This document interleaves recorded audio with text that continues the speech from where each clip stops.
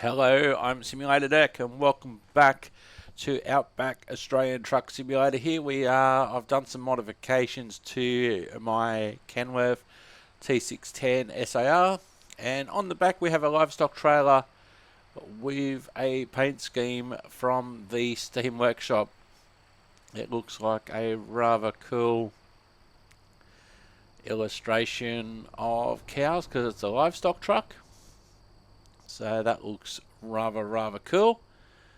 It is the livestock trucks, the KSW livestock trucks that we've used before with a paint job. Let's say good morning to Skynet. And let's see if we can get a job in Coolati. Now we don't want the world map. We haven't been to Cooper Opals yet. That's interesting. But most of the other places that are on the map and accessible, we've seemingly been to. Alright, so let's see what cattle we've got out of Coolati. 12 tonne of sheep. Well, we said we haven't been to Cooper Opals yet, so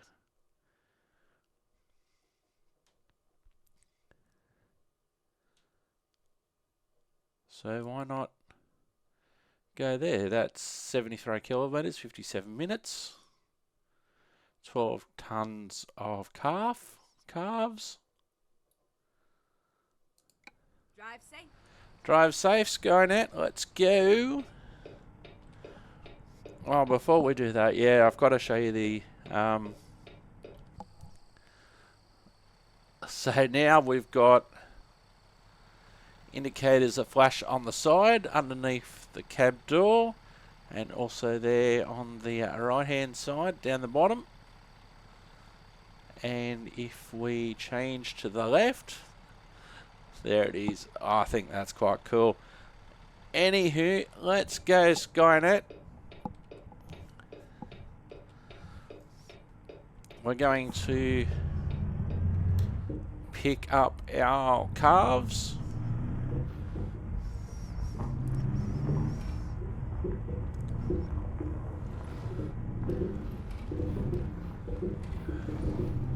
So I did have some issues with the Max Superliner. I think I tried to put too many lights on it.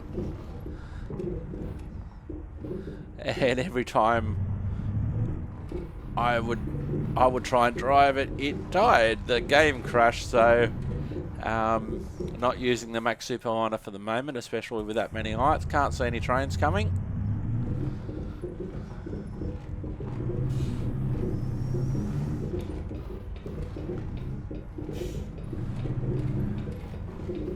Oh no, we're here.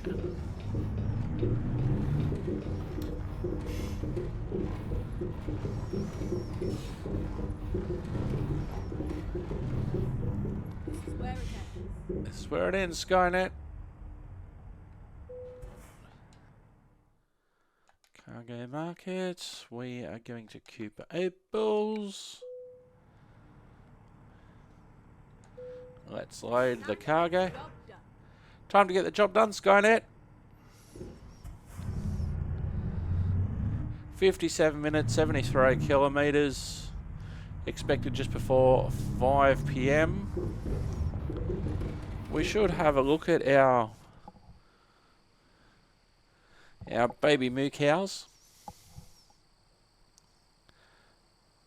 So the calves are there. We're only using the one trailer today, and I think that's a rather cool.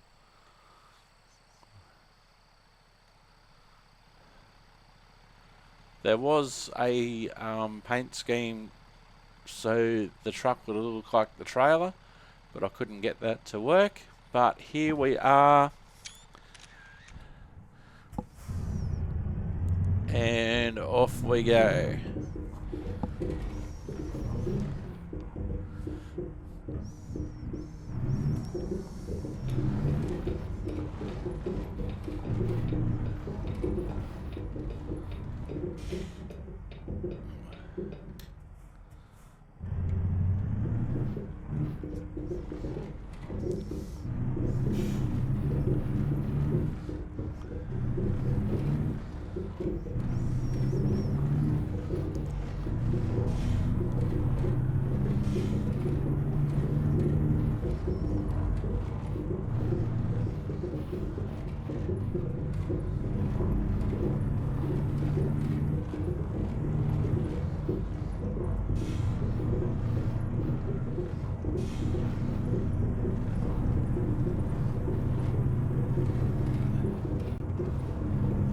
So this truck's certainly better.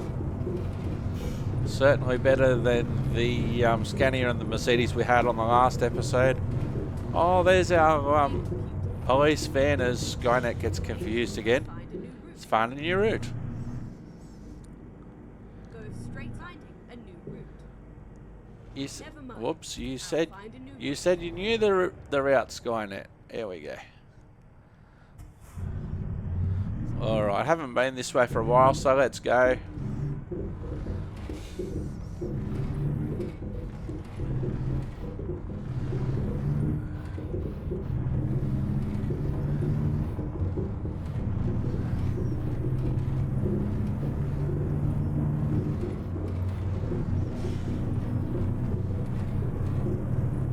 Here we go, got the area to ourselves and off we go, heading west towards Cooper Opals. I thought that I'd been there, but I hadn't, so let's knock that off the list as well.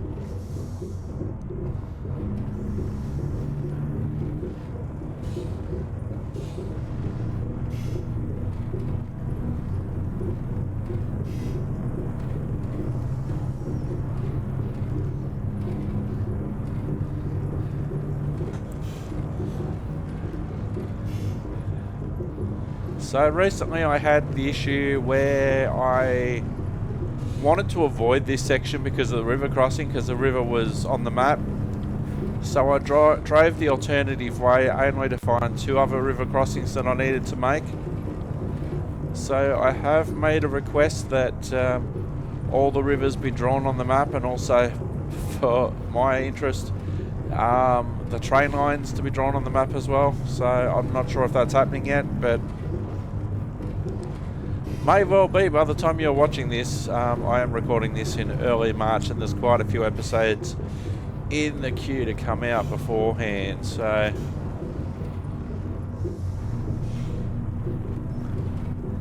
sometimes from the distance the shadows can be misleading until you get a bit closer to them. So as it turns out, compared to the rather lengthy detour, I could have went this way with the car carrier.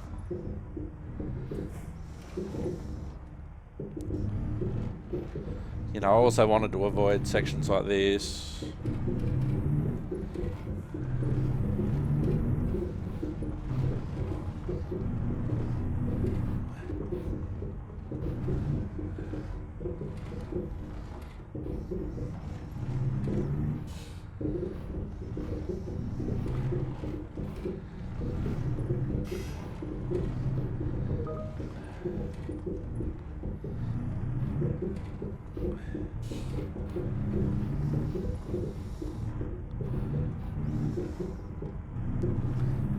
Alright, so we avoided most of those rocks as our junior baby moo cows head off to Bovine University.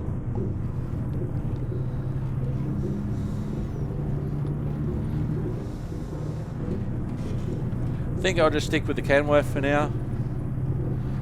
Might reintroduce the Max Superliner at some stage, but well, I wouldn't mind being in a bigger Kenworth, I guess. The T610 seems to be doing the job anyway, so quite happy about that.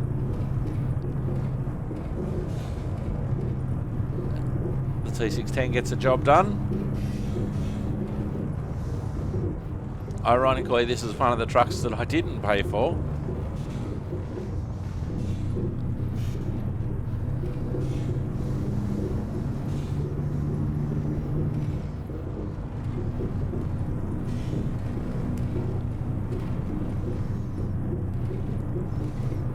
So, Jackie's Farm on the left.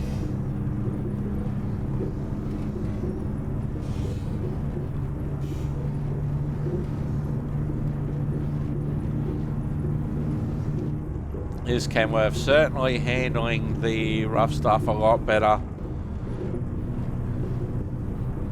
You know, I didn't even look at the the ratings that you can get in the store for the various types of surfaces for the Scania and the Mercedes, but the Kenworth performs rather well, so also built for Australian conditions, which helps.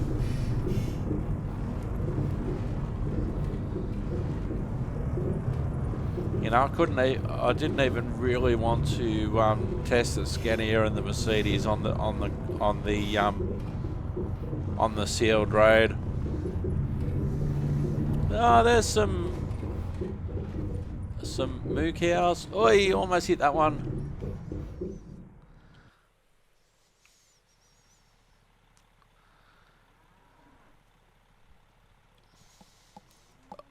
Oh, is he going to go underneath the trailer? Oh no, that's classic.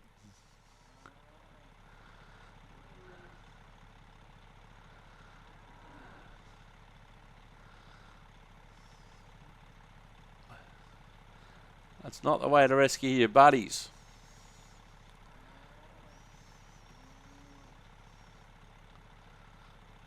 So one's going underneath and one has just gone underneath.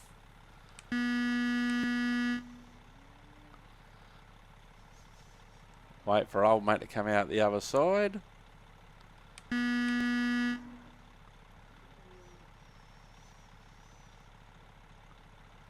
Come on, out you come.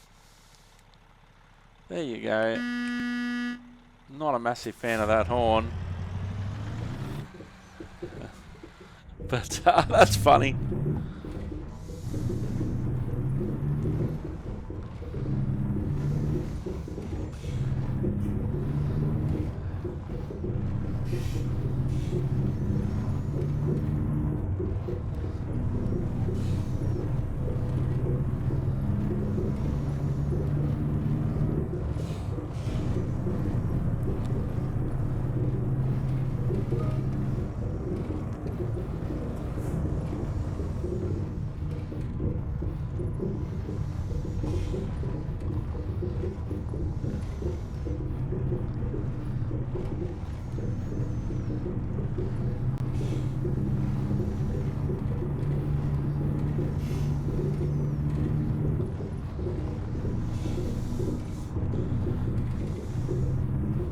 Alright, 45 minutes remaining.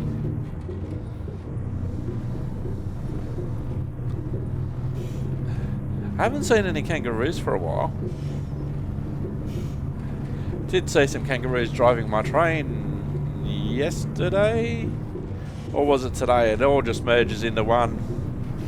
But instead of trying to get out of the way, he was just standing there off to the side just watching the train go by. So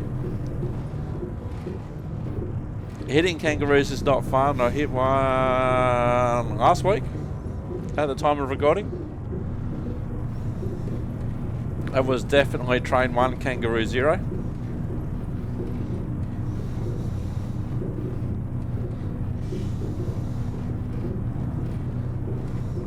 Not my first rodeo, not my first kangaroo hit.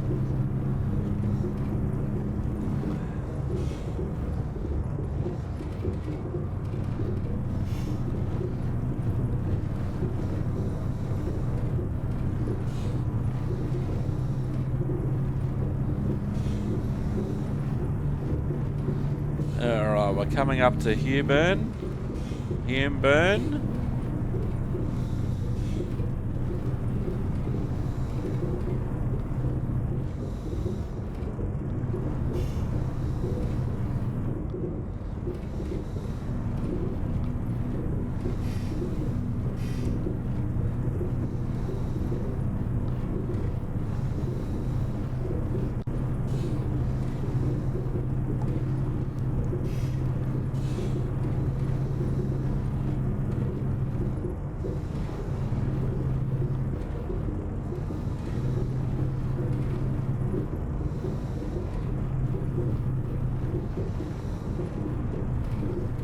Oh, we've got a car in the middle of the road. I'd forgotten about the car in the middle of the road.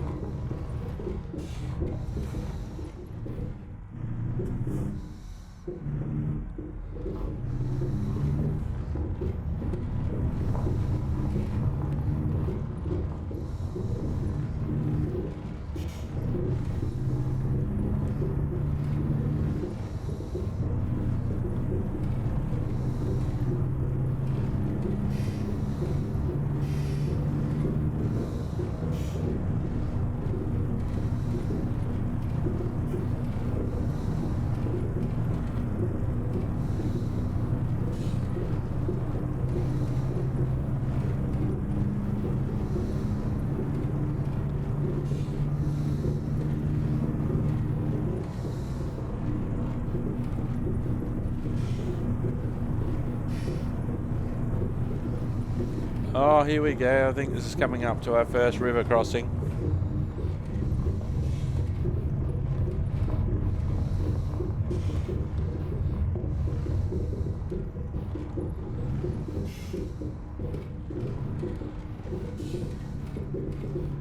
So I'm trying to keep my wheels on the higher ridges.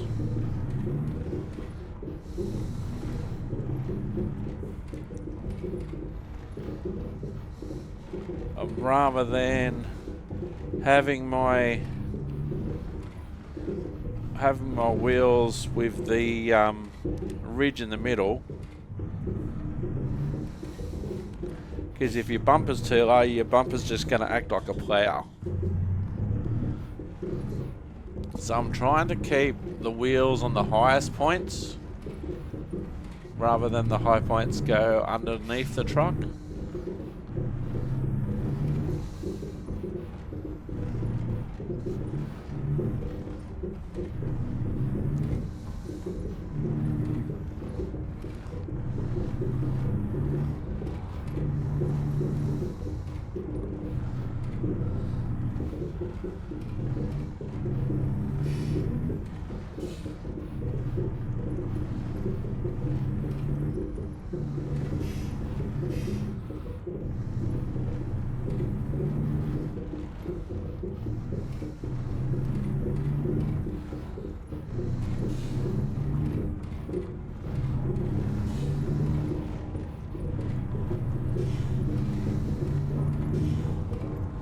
Okay, coming up to Humeburn itself now.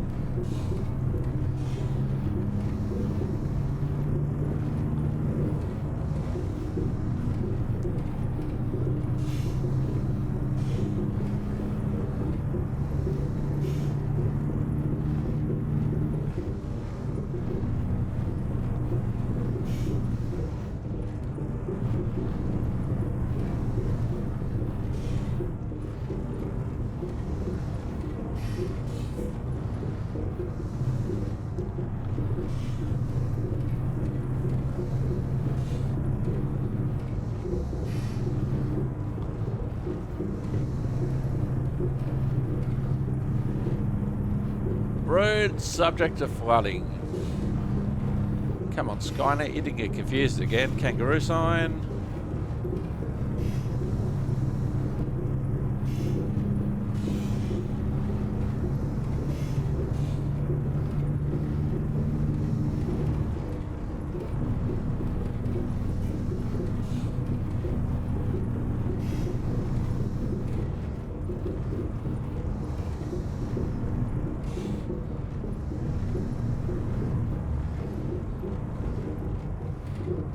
Actually, we might go, whoops, we might go outside for a bit, look at it from this point of view, look at all the dust we're stirring up.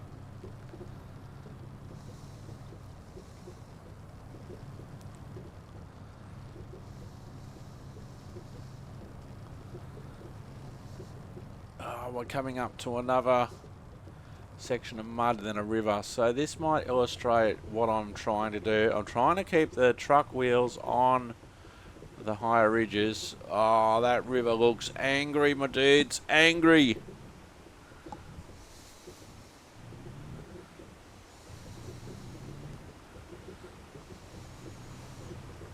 So we've got our flood indicator level over there.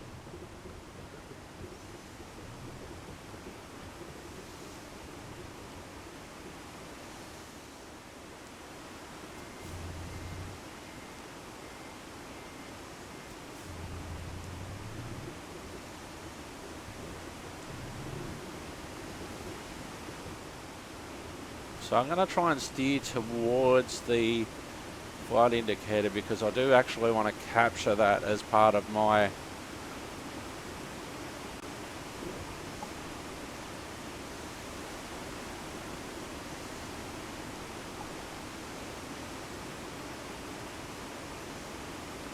so it's about 2.5 meters.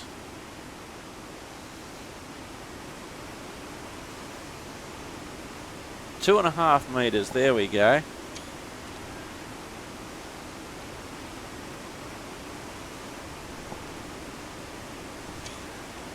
So we're not really...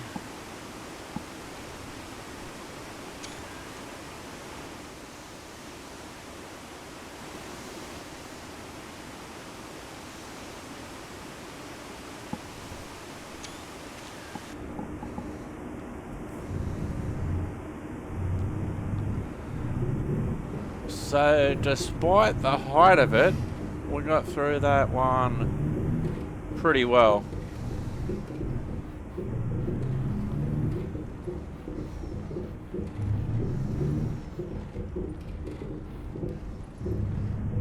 So at other stages, this could all be underwater as well.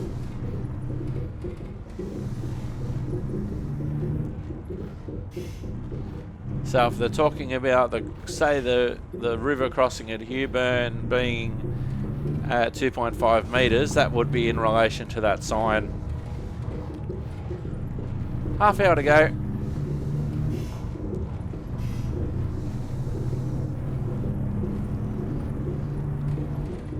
Well, that flood indicator is a fair way back, which could indicate how high the river could get at some stages.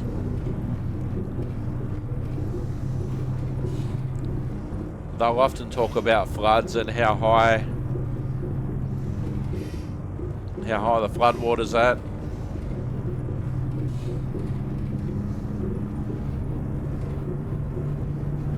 Now in a real situation, I don't know if anybody would be going through those floodwaters. Trucks maybe.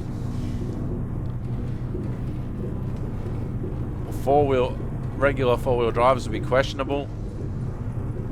There's been a big campaign, a big emphasis about actually not entering floodwater, especially cars.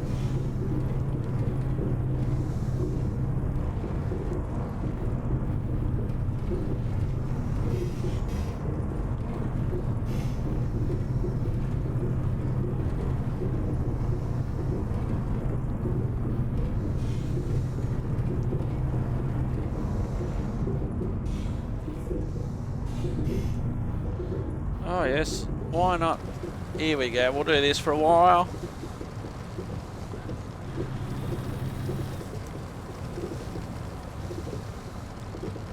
Oops, I don't know what view that is. So that's a side out of the, or basically from a outside camera near the passenger's door. Not sure what the view that is. Does that pick up our...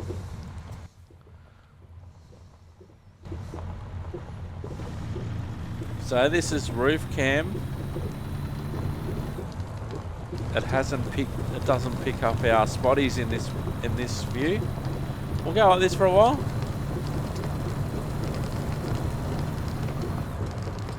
Gives you a different point of view. A bit more height.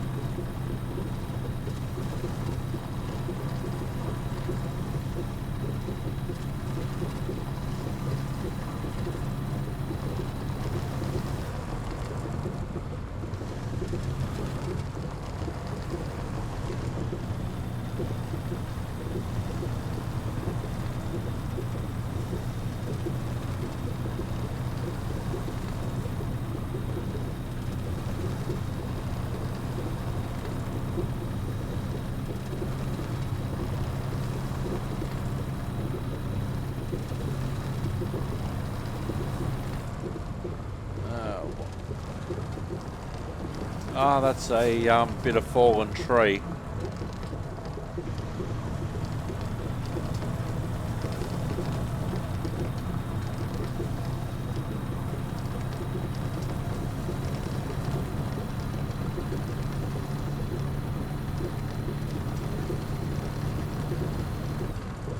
Ah, some more fallen tree. You know, sometimes they die, they get struck by lightning sometimes.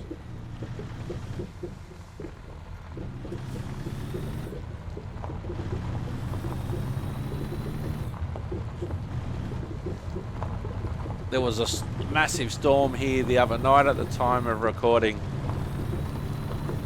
and there was lots of lightning bolts around, thunderbolts and lightning, very, very frightening. I saw a local image that someone produced. They were just had their camera continually focused on the one point, and they were able to capture and put on the one image 60 different lightning strikes. It looked fantastic.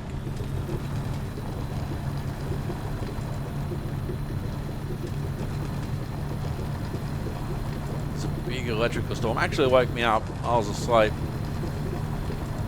It actually woke me up, but the amount of lightning that was around that night was amazing.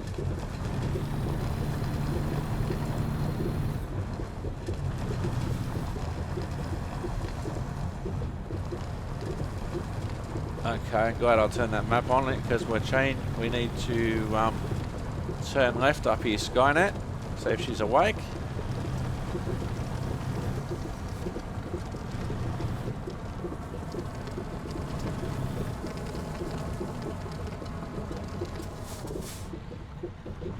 Hey Skynet, you awake?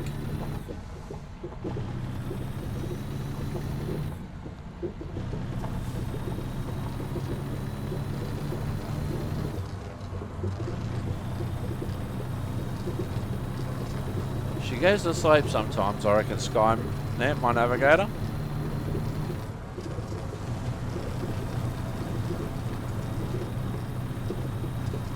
I use her in all my Truck Simulator videos, except for American Truck Simulator, where I use Morgan Freeman.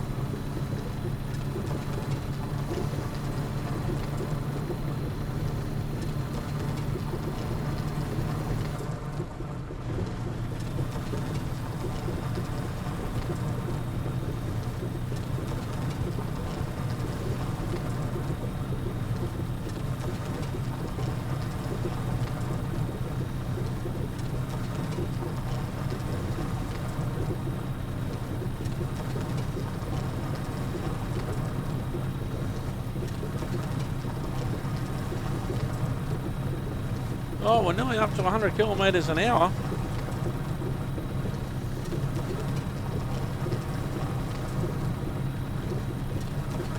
We'll be there in 17 minutes.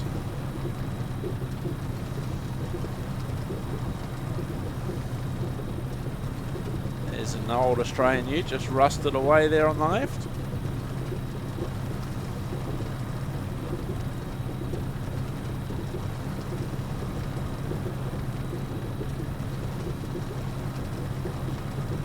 Camel! Here comes another one. I saw the first one from a distance and the second one came across.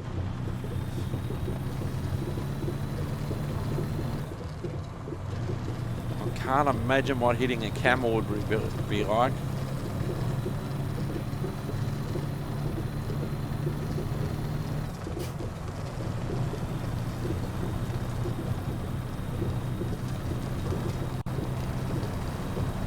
Sometimes if there's one camel, there's another camel nearby.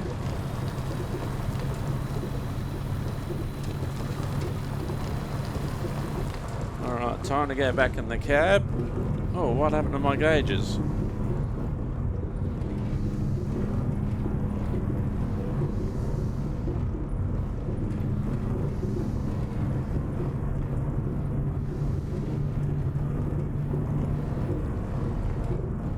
Oh, it's just that the sun's coming through the side window. I'm thinking, what happened to my gauges? My gauges are all funky, but they're there. Just the sun was coming in the window the wrong way and made all my gauges look funky.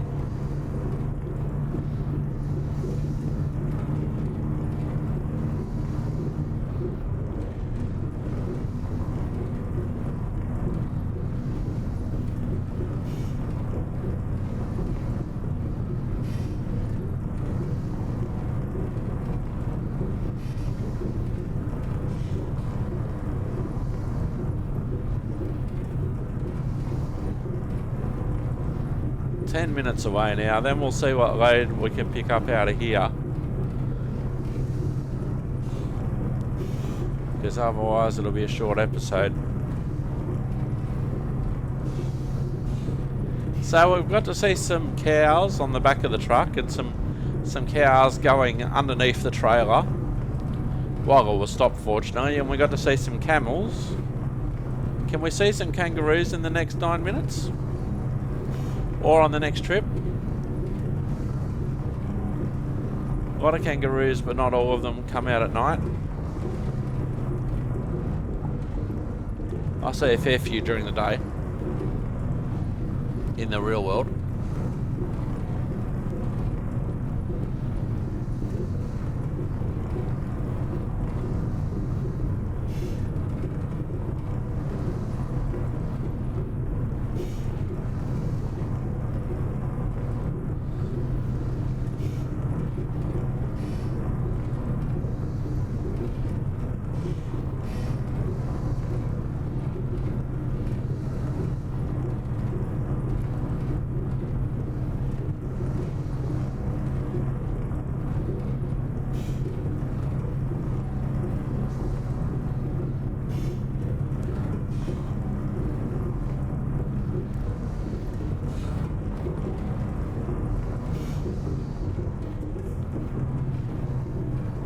More rocks.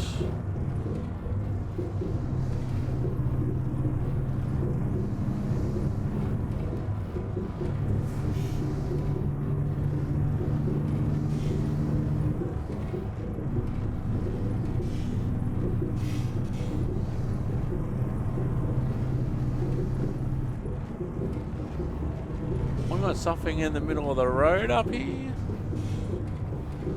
Or is it just a shadow? Oh no, more rocks. So you can see the path that vehicles have done to get through here.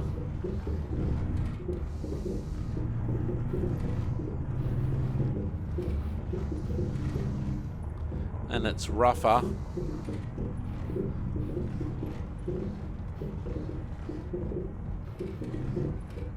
So just try and follow, I'm just trying to follow the contours and stay on the higher ridges.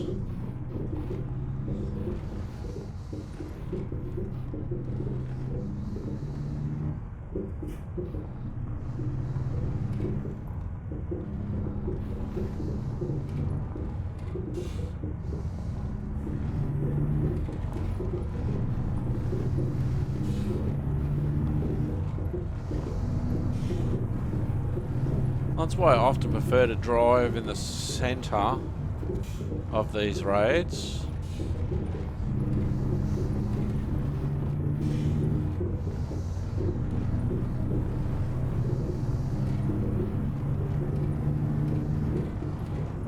Okay, so our destination's coming up here on the right. Cooper's Opal.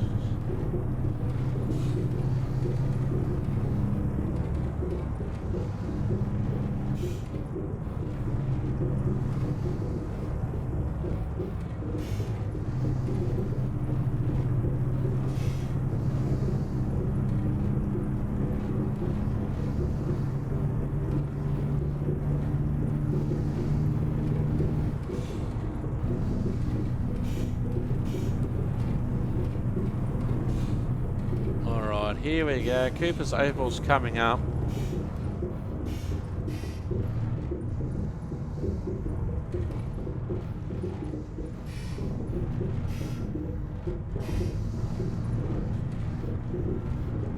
I think this is one of the last major places we can go to on the map that I haven't discovered yet.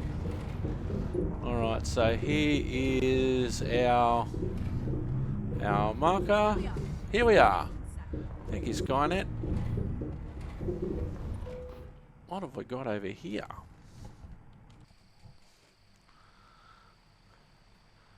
There's an excavator down there. Looks like a mini version. Oh, so they're obviously digging for opals and whatnot, but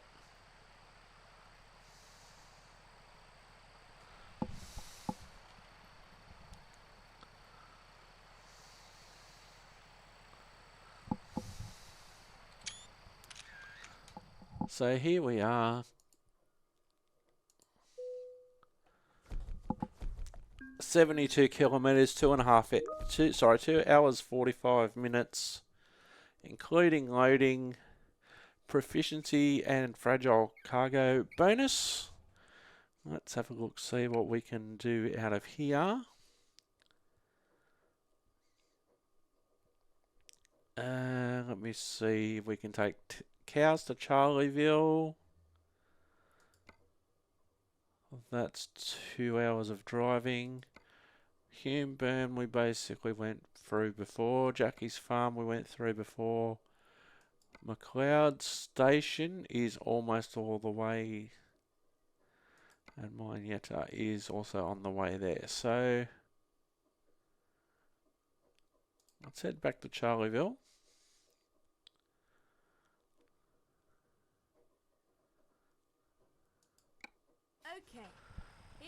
Okay, here we go. Cargo has been loaded. So let's have a look on our... Alright, so it's 7:51 PM. We've got 7 hours 30 in our window. And we are taking 12 tonnes of cows to Plaster and Sons. So it's getting dark. Let's put our lights on. There we go.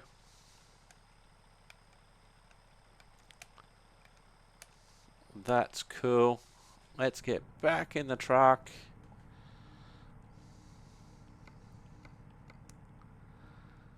Whoops, didn't mean to press that. And again.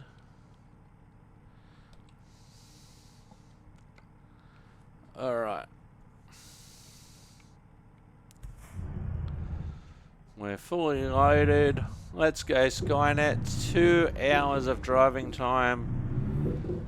Expected Monday night just before 10 PM.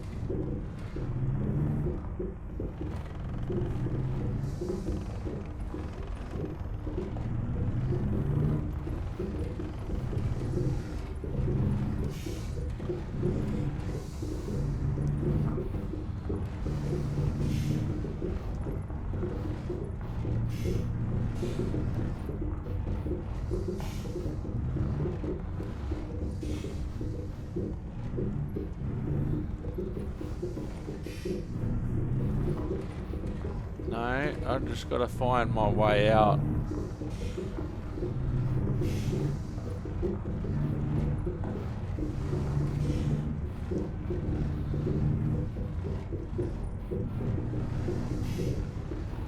Which is over, yeah.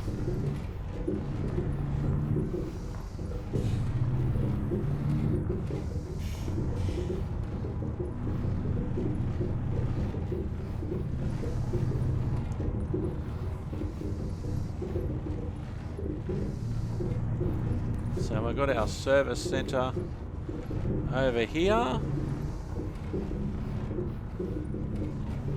Say hi to the boys.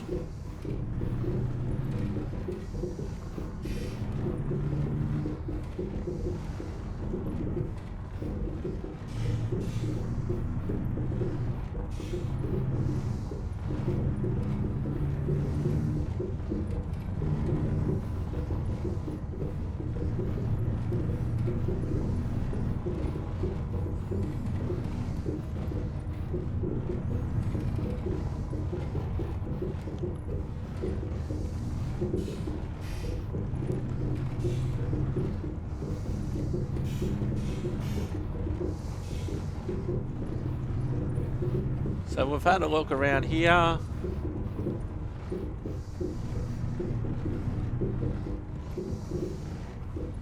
So we've got the Queensland and the Australian flags there. Time to get back on the road, Skynet, let's go.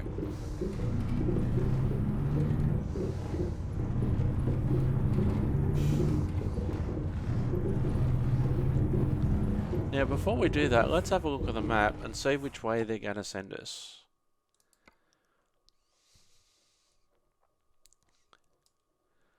So not the way that we went. So heading back towards Johan's Opals, but turning right soon. Taking the back way, ending up at Plum's Farm. And then we go straight down Charleville. Rightio.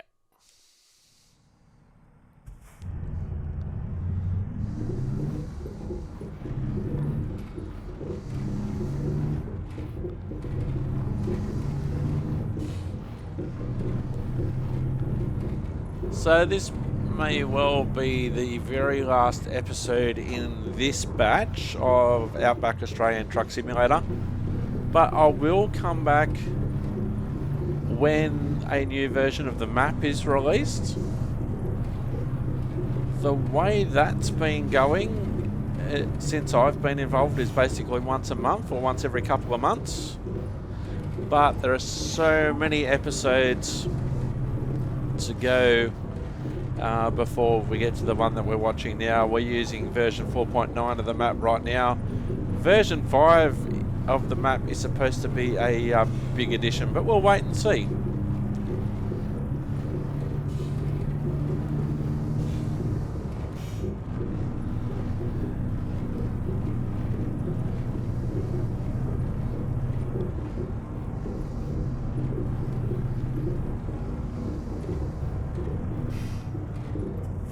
So we got the rocks that we had dramas with, or we didn't have dramas with them, we just had to be aware of them. If you're aware of them and they're like that, there's no real dramas.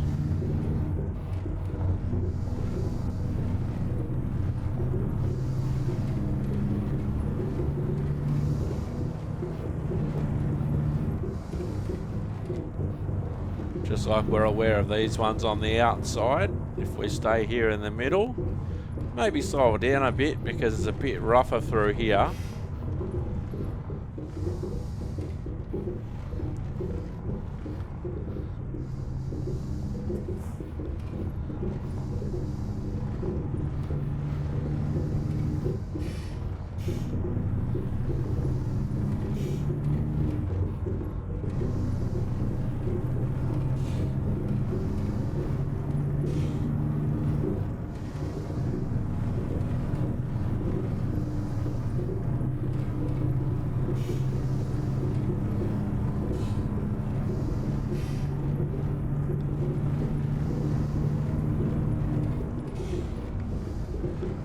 More rocks.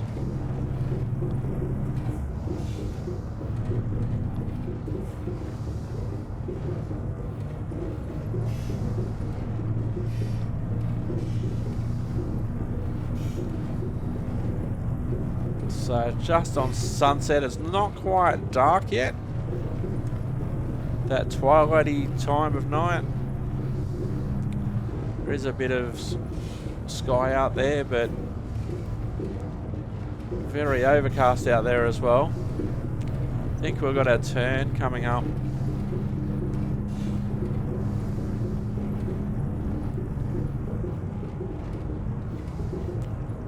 Pardon me.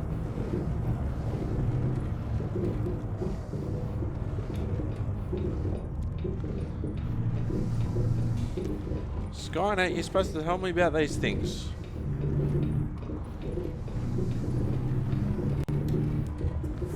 So we basically take this road as far as it can go, and then we're back on the highway.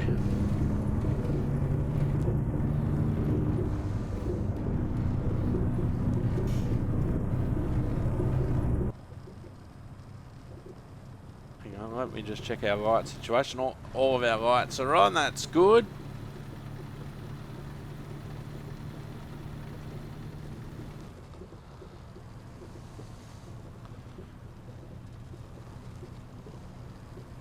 It's just long and flat. There's all the moo cows.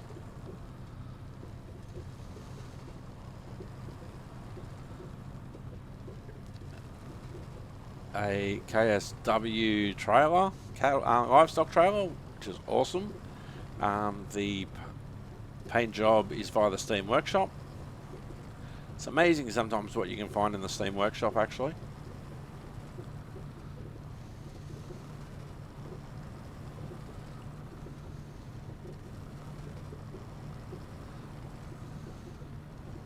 Some people like to drive like this all the time. If I'm playing GTA, for instance, I'll often drive like this. But that's usually in a car.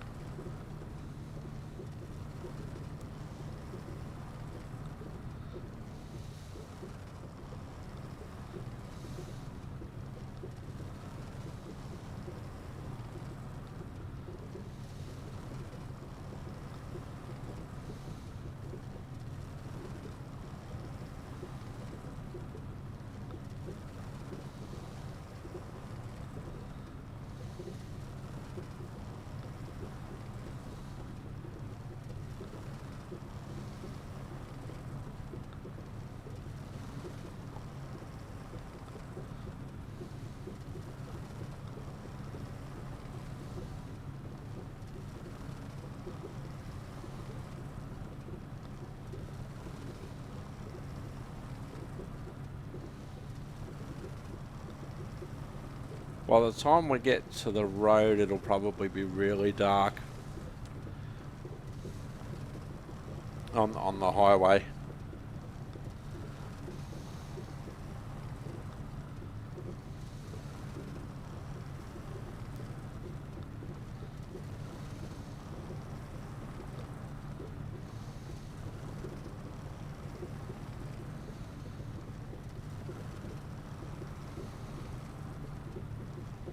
But if it's going to be like this all night, I can handle this. Just driving along, driving straight, just keeping in the centre, nothing doing. The K's just click over.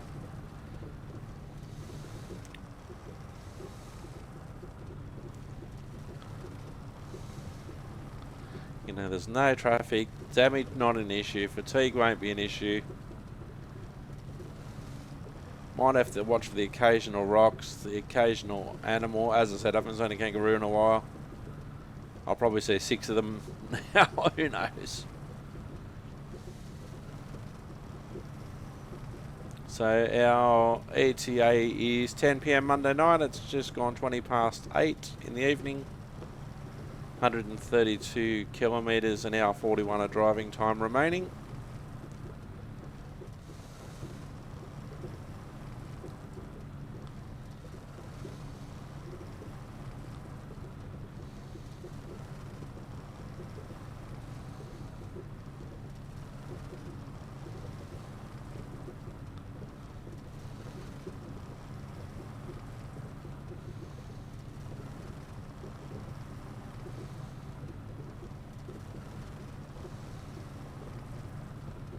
So there's lots of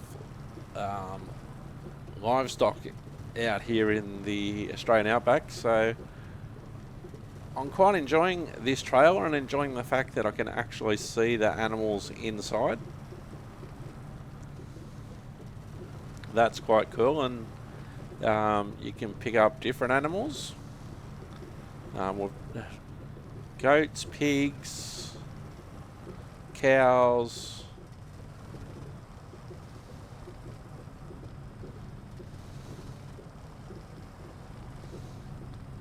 Should have paid attention to that sign there. The road's a bit rougher. You can see how bumpy it is just by the way that the truck's bouncing up and down.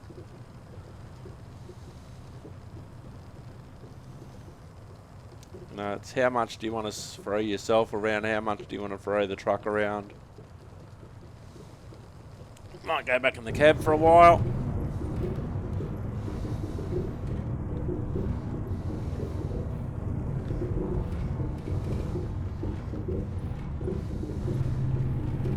So it's not as smooth as it was before.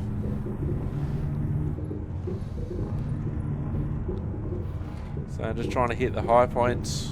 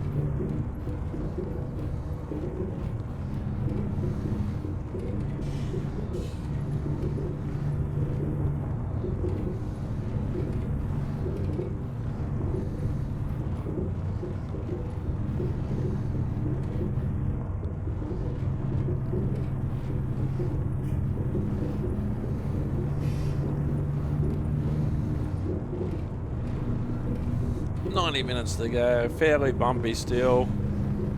Not as bad as the mud near the rivers, but not as flat as it was before.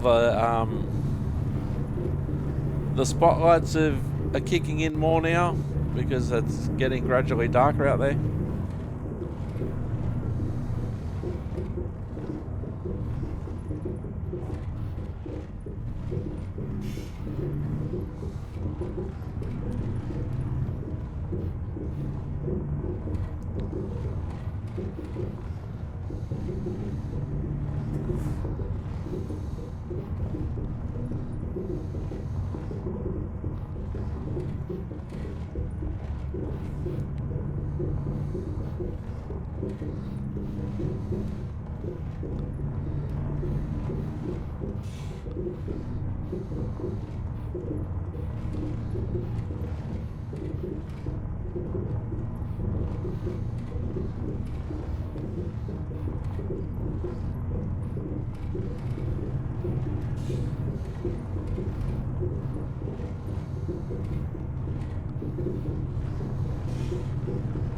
So I hope you have been enjoying this series of Outback Australian Truck Simulator.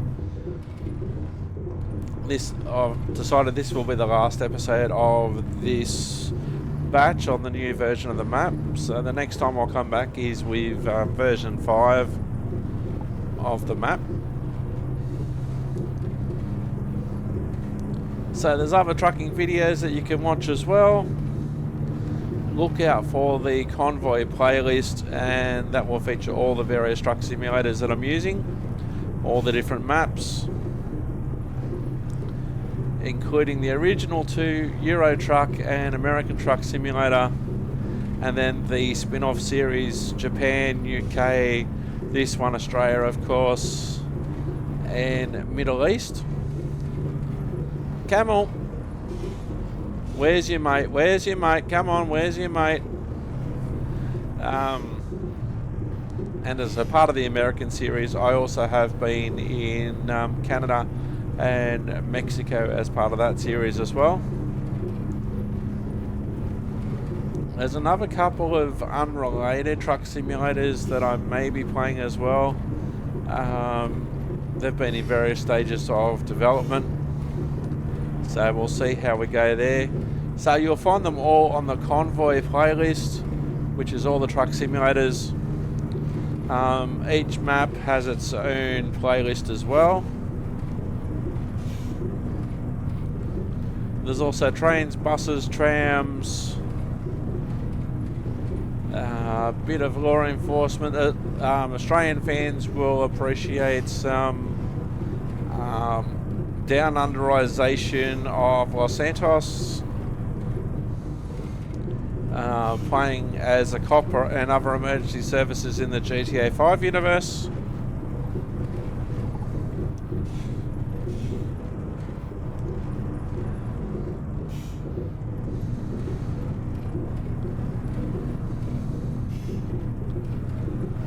there's bus simulators, train, bus. There's a new one coming out at the time of recording based on taxis, so I'll have to check that one out.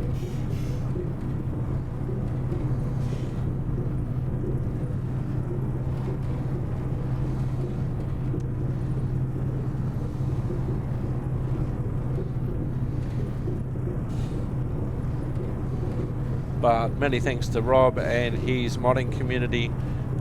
Links in the show notes. This map, as I've said before, is fantastic, and I'm looking forward to seeing how this one grows over time, and hopefully we might find a few more right-hand drive trucks to drive that actually work, and who knows.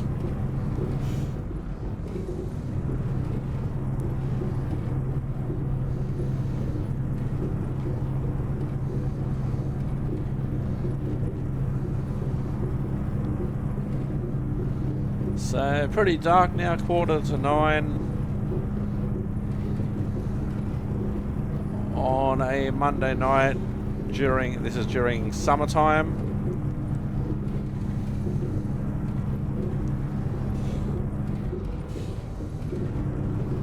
We've kept our ETA pretty constant of around about 10 p.m.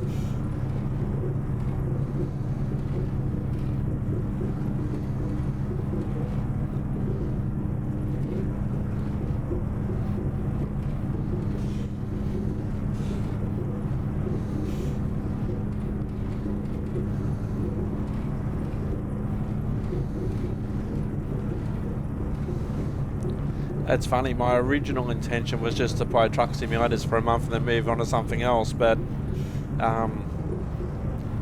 when this map came out and I got it to work, I'm like, oh my god, this is so good, and then do a few episodes and then the new map comes out. It's like, I need to go back and see what's on the new map. And some of my suggestions have been favourably considered.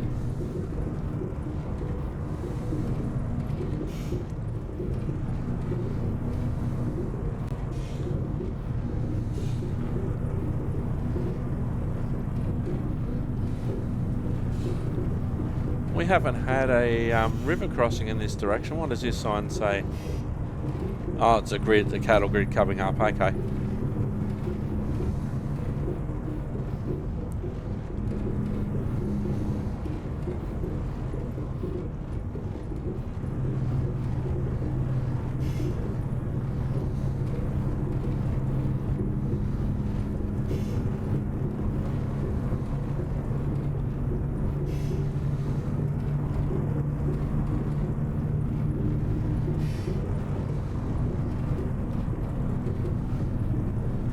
There's some very talented people in the modding community and the map creation space.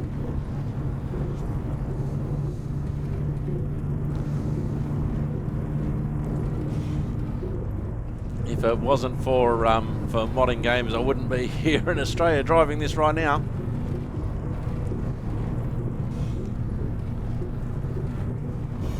I think it's great that as an Australian I can drive on an Australian map. There is apparently another truck simulator coming out, a totally different one to this one, but I'm not really going to get into that one until I actually see it. It's a work in progress, hasn't been released yet.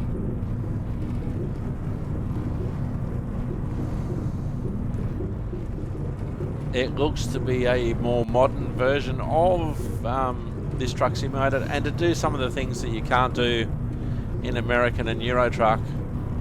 For instance, get out and couple your own trailers, do your own loading, that sort of thing.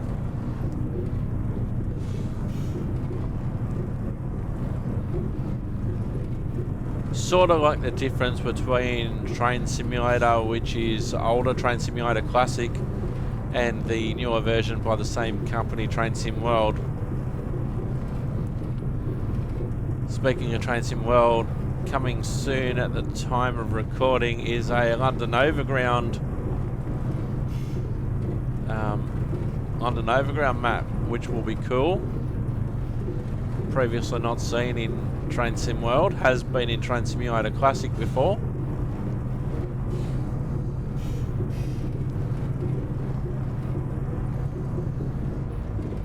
We've got some more uneven. Thought we were going to go BMX racing there for a second there, but I managed to slow it down.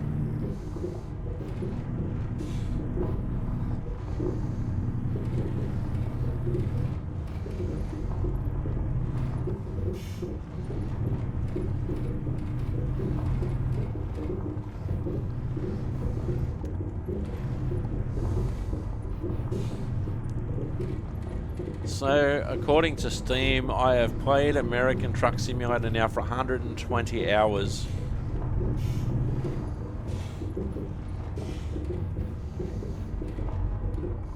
Actually, I'll just pause for a second, just out of curiosity. 120 hours for American Truck. So, 155 hours of Euro Truck, which includes the Japanese spin-off, Europe, Middle East, and UK. An American Truck Simulator 120, which includes the various American maps and also this one here in Australia. So interesting there to compare the difference. I did spend a lot of time on Japan Truck and also Middle Eastern, which uses Euro Truck as its base. But using the American trucks that are often seen in Australia, using American Truck as its base was the best idea.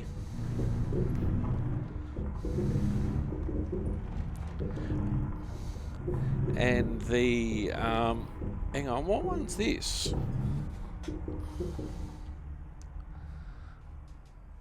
Oh, this is Plum's Farm. So we're almost up to the highway.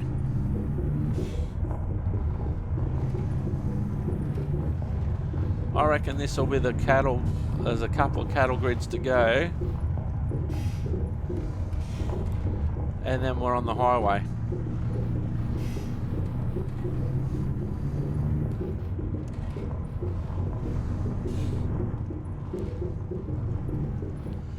And also the more remote areas of America would look fairly similar to the remote areas in Australia as well. So whereas there's no real environments like this in Europe or the UK really in comparison compared to the remoter areas of America and the remoter areas of Australia,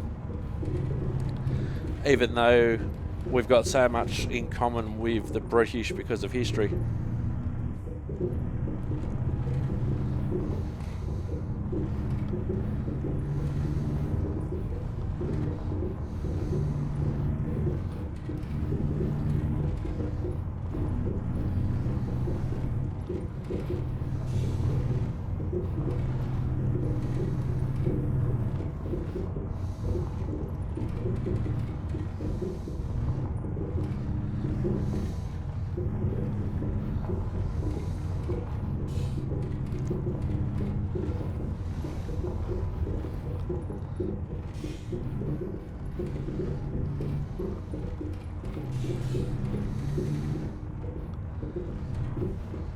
So that looks like a satellite receiving or transmission station, and I think we are coming up to the highway.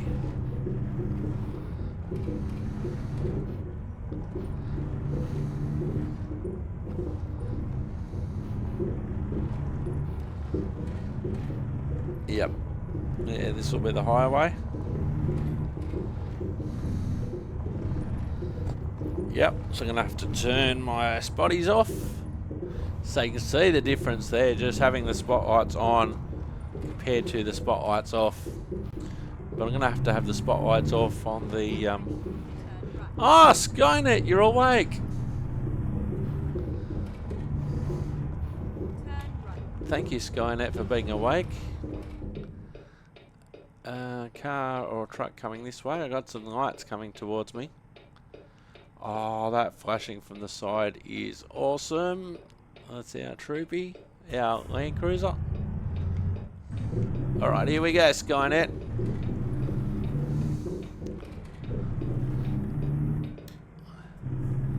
So, 80 kilometres, just on an hour.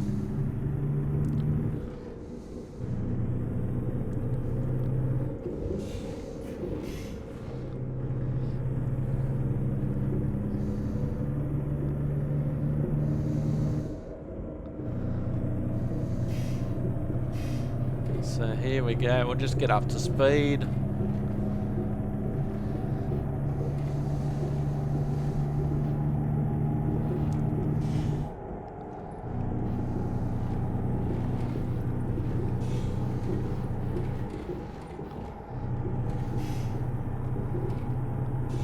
Oh, there goes the police van. Now, interesting, a bit of a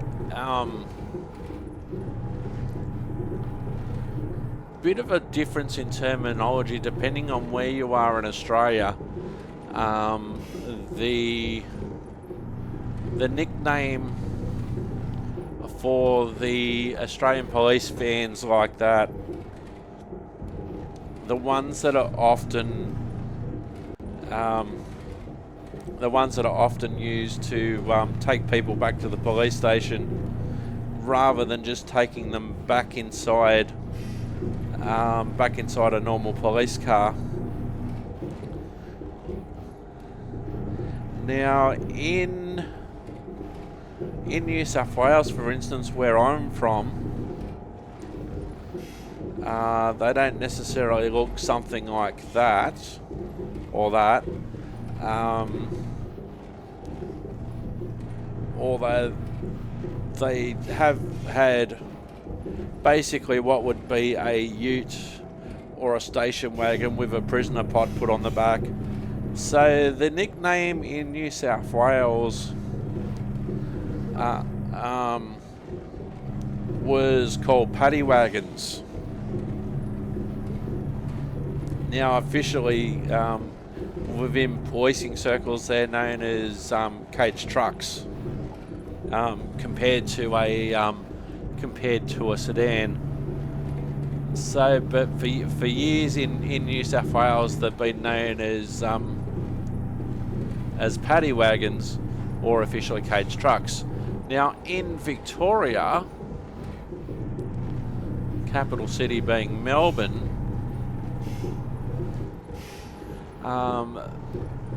the current ones are pretty much the shape of the ones that you see on this map.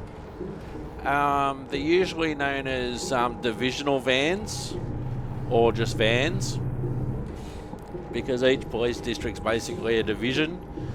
So, they're known as divisional vans.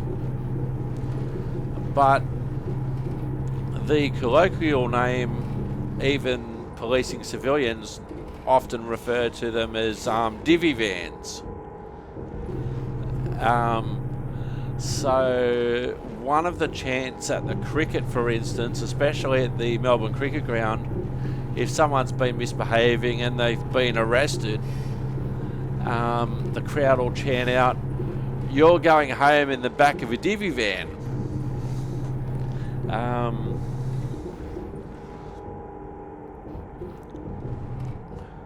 I think they've been known in various places like as brawler vans as well.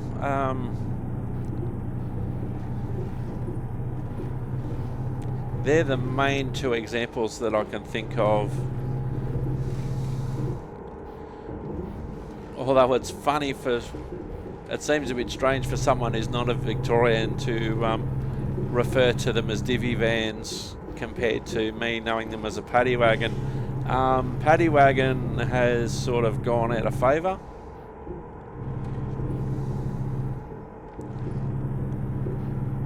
Maybe there's some connotations against Irish people.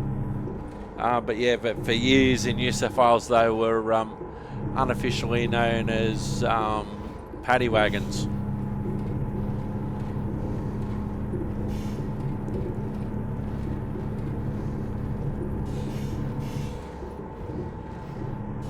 So I did notice, by the way, New South Wales Highway Patrol, they have retired their last Australian built highway patrol vehicle. So in Australia we don't actually manufacture any cars anymore. There's some trucks get built in Australia. Kenworth's a major example of that.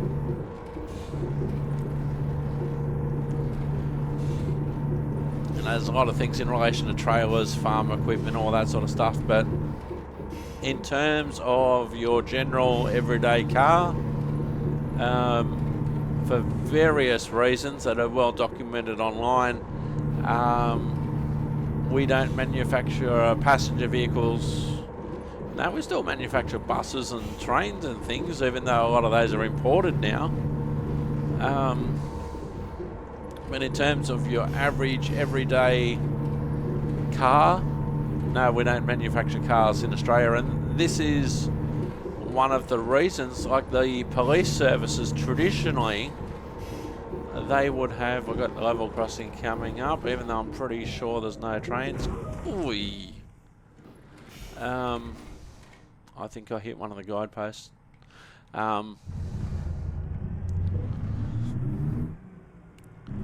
Traditionally, we'd have Australian cars as our police cars.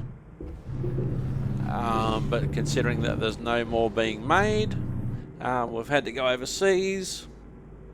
So there's been all sorts of various companies over the last few years manufacturing them and getting imported.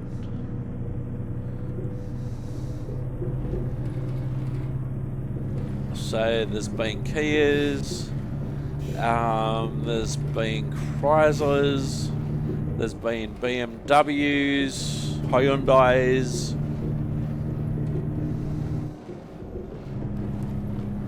They're the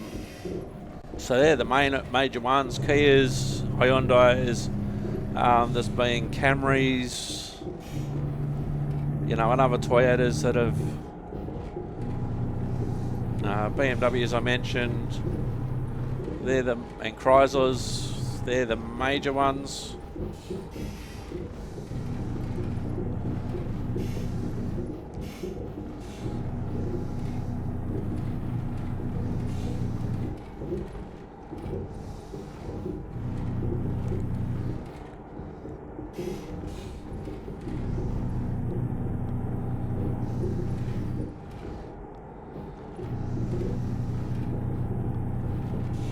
So this road's a bit bumpy. I'm not going to alternate between having my my spotlights on and my spotlights off. I'm not going to do that.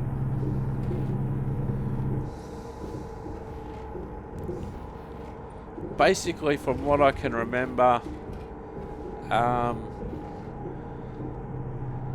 within 200 meters of a vehicle either coming towards you or you're following it, you have to have your low beams on if you're closer than 200 meters.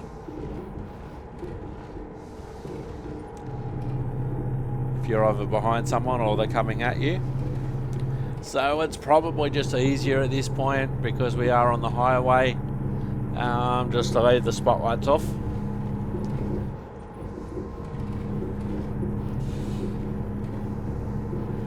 I can remember growing up, the first car that I drove was a 1970s Valiant, and it had a dipper switch for the high or low beam. Basically, because it was an automatic car, it would be located basically where the clutch would be. So in a situation like this, I could just press the dipper switch with my foot. It would go on a high beam, so it would basically toggle, high beam on, high beam off sort of thing.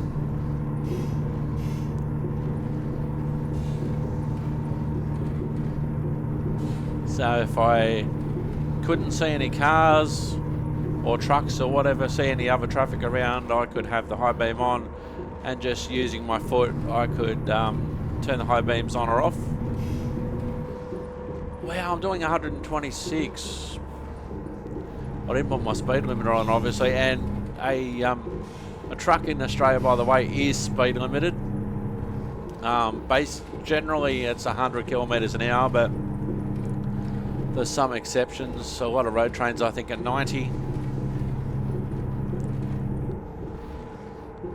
And even though we're all interconnected, all the states are interconnected with the exception of Tasmania, all the states and territories,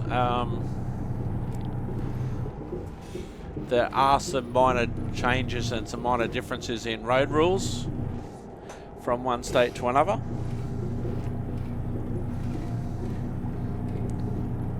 We're now seeing heavy vehicles going on a national heavy vehicle registration plate.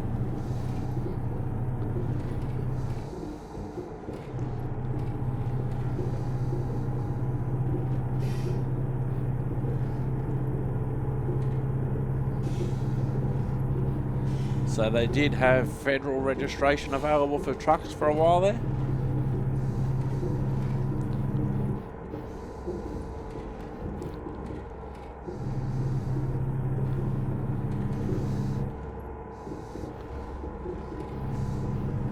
So we've got 24 minutes to go, 30 kilometres before we deliver this load of cows, and we end this particular short series of Outback Truck Simulator with new episodes to come out when the new version of the map comes out, and then we'll see how we go. When the new versions of the map comes out, record a few episodes again.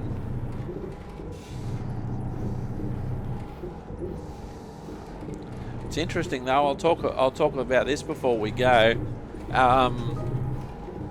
SES Trucks, which is the developers behind Euro Truck and American Truck, they It's all right, Skynet. I'm just going to go straight ahead there. Don't do the diversion as I normally do. They've put out a blog post recently basically saying don't listen to rumours and speculation about their games.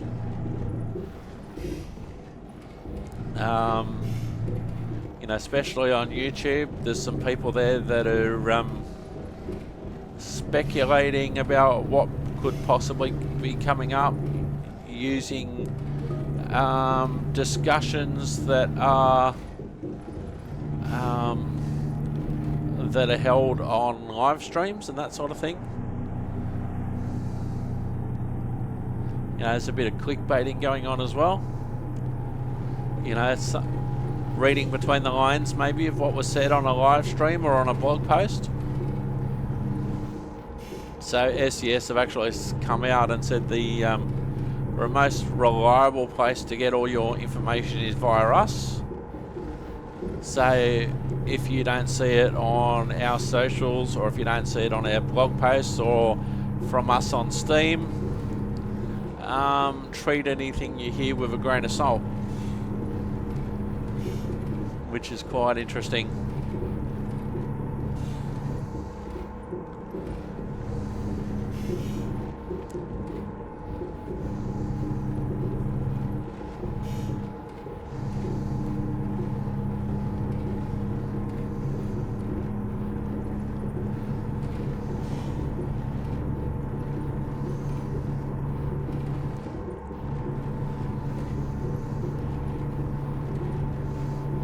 Having said that, I do get some ideas from watching other videos.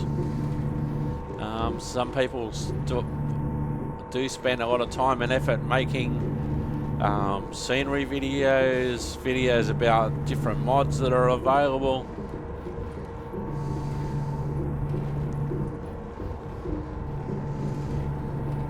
There's a lot of people who put a lot of time and effort into screenshots about trucks that they've modified, doing paint jobs for, etc.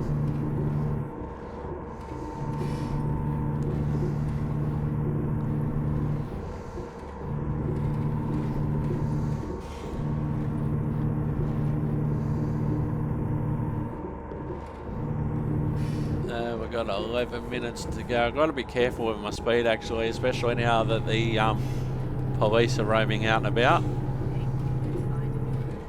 Skynet's got confused again because she's seen an intersection.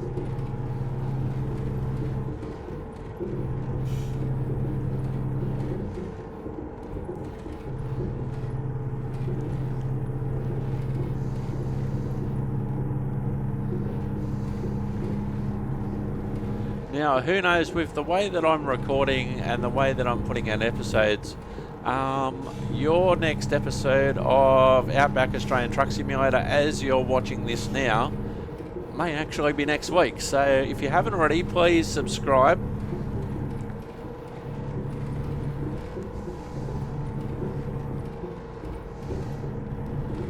I think from memory, as I'm recording this, episode 2 is just about to come out.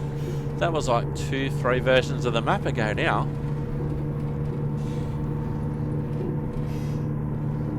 As we're 7 minutes away. Oh, we've caught up to another truck in front of us.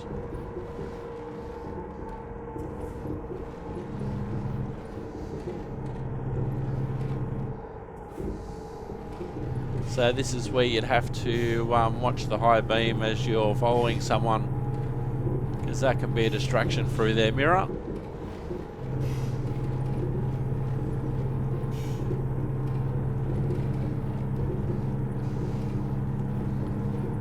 Kilometers to go, 5 minutes, and then we can drop these moo cows off. And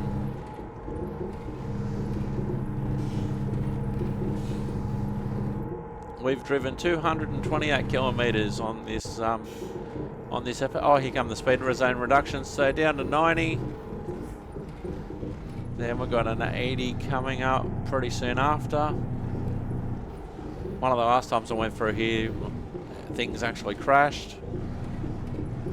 So then we go on to an 80, and this is the way that they'll actually try and jinx myself, but there it goes again. So we'll be back in a moment to finish the load.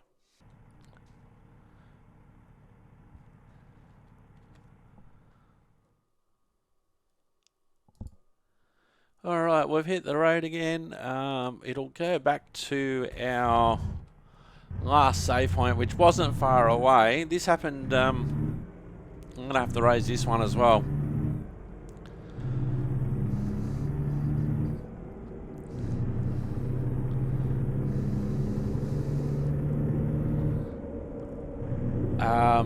Because I think the speed zones changed too quickly, possibly.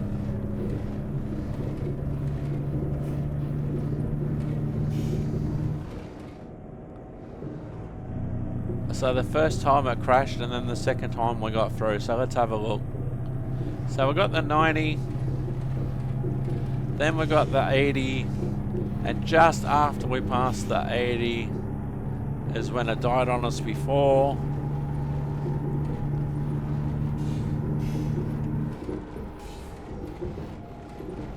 Okay, we're down to the 80.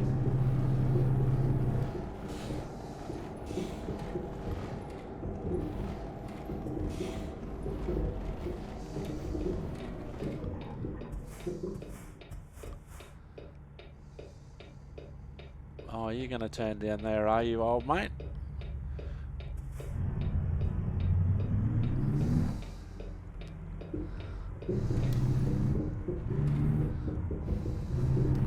Alright, we're almost home. I'm going to have to raise that as an issue as well. That's the second time that's done it to me now.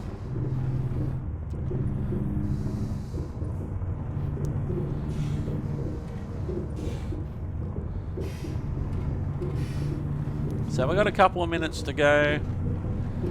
Passing our Charlieville base.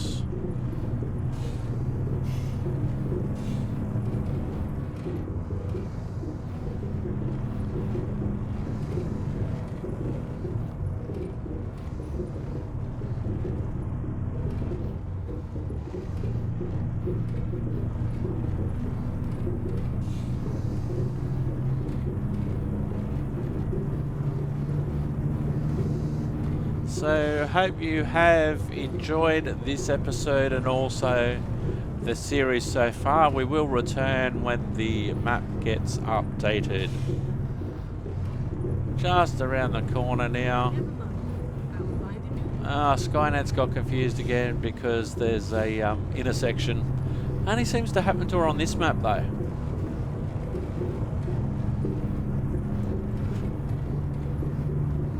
There's a little bit of trouble that I still haven't discovered, but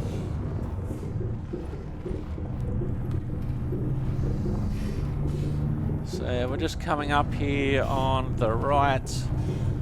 Our estimated time of arrival has actually been pretty good compared to how it started out. So,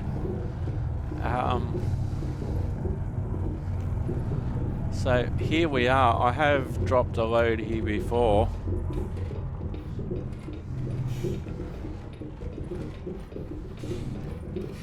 So I have, thank you Skynet, it was a nice ride. I have removed the green icons, by the way. So here we are. We'll get them to park it.